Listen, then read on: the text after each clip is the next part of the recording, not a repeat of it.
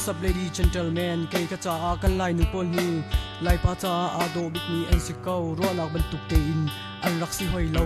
rom dang phun za ki pa an hei phan cheu ma an lai nu sin nak vial te an kal tak bi chang rom dang lai nu sinin ka bun chim ta lai tlang lai a chon o kan ro lo mi nu te nan ni kin lai pa pol chu chon o a kan re ti lo star phun an chem chang hu lai zo a to ngai to i mai lai zo a sorry an tam hoi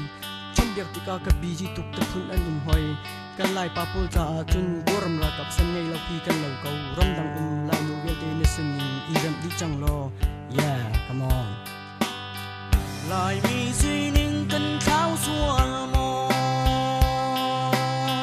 kan li karuam kai na ha mo tha tui ro than ri lai mi dir mun ni lai ngak nui lai tang wal cha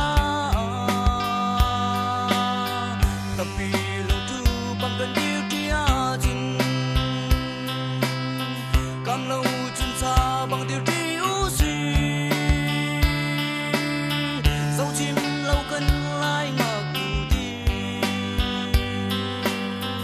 ai lên chim lâu nun chung thiang nin dung hoa na dây man ông tí lâu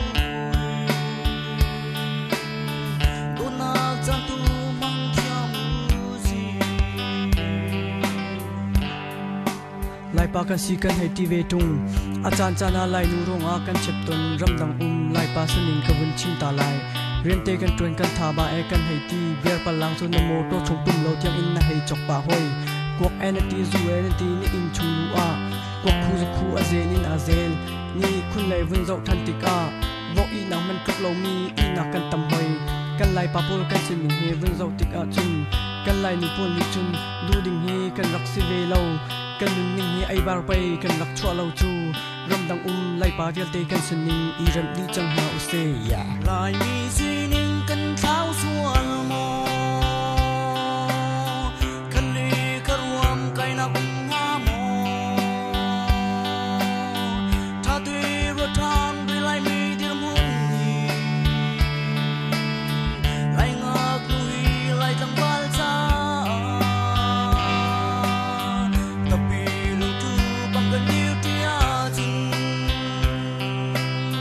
kam lo chun sa bang diu diu si dấu chim lâu cần lai ngak nu đi ai lên chim lâu nun chung thiang nin dung hoa na dây man ông tí lâu đô na giang tu mang theo mu gì lai pa lai nu vial te kan sin ning ro than ha u se